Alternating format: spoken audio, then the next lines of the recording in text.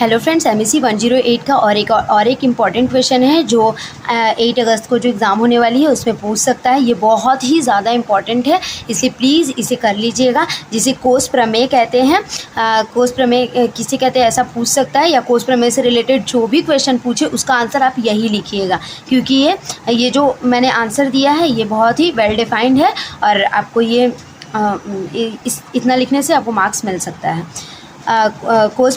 कोस प्रमेय रोनाल्ड कोस के द्वारा दिया गया था। 1960 के पेपर में इसे पब्लिश किया गया था। रोनाल्ड कोस को नोबेल पुरस्कार मिला था।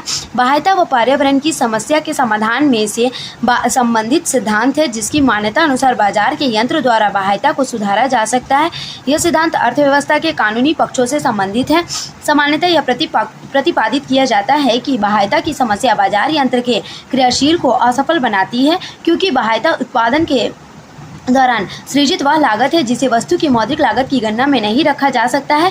ऐसा तभी हो सकता है जबकि संपत्ति का अधिकार परिभाषित हो तथा लेन देन व्यवहार संबंधित कोई लागत नहीं हो। बाह्यता सृजित करने वाले लोग तथा आंतरिक रूप से परस्पर व्यक्तिगत समझौता कर ले। इस प्रकार संसाधनों का कुशल आवंटन हो और दोनों पक्षों के बीच संपत्ति अधिकार का बंटवारा केवल आय के बंटवारे को प्रभावित करेगा, समग्र आय वितरण को प्रभावित नहीं करेगा। ऐसी स्थिति में कुशलता को ऊपर उठाने के लिए ना तो सरकारी नियंत्रण की आवश्यकता होगी और ना ही करारोपण की। ध्यातत्व की कोस प्रमेय तभी लागू होगा जबकि आर्थिक व्यवहार की लागत शून्य हो। यह भीड़ के संबंध में लागू नहीं होगा जहाँ प्रदूषण करने वाले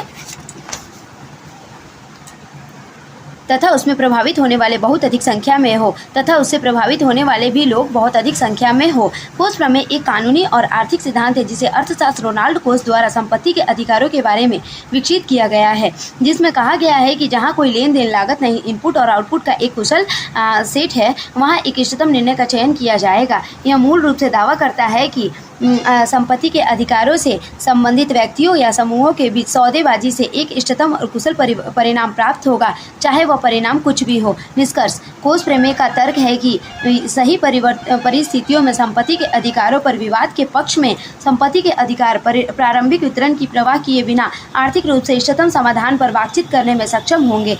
कोस प्रमेय प्रतिस्पर्धी व्यवसायों या सीमित संसाधनों के अन्य आर्थिक उपयोगों के बीच संघर्षों को सर्वोत्तम तरीके से हल करने के बारे में सोचने का एक संभावित उपयोगी तरीका है। कोस प्रमेय को पूरी तरह से लागू करने के लिए कुशल प्रतिस्पर्धी बाजारों और सबसे महत्वपूर्ण रूप से शून्य लेन देन लागत की स्थितियाँ मौजूद है। कोस प्रमेय को यह समझाने के लिए बेहतर अनुकूल बनाता है कि विवादों को हल करने के तरीके विपरीत अक्षमता क्यों मौजूद है। कोस प्रमेय को तभी लागू किया जाता है जब परस्पर विरोधी संपत्ति अधिकार होते हैं। कोस प्रमेय कहा गया है कि आदर्श आर्थिक परिस्थितियों में जहां संपत्ति के अधिकारों का टकराव होता है, इस पर शामिल पक्ष उस पर सौदेबाजी या बातचीत कर सकते हैं। कोस प्रमेय के सिद्धांतों में से एक महत्वपूर्ण बात यह है कि सौदेबाजी महंगी होनी चाहिए। यदि सौदेबाजी से जुड़ी लागतें जैसे कि बैठकों या परिवर्तन में संबंधित हो तो वह परिणाम प्रभावित करती है। कोई भी पक्ष अधिकार नहीं कर सकता है।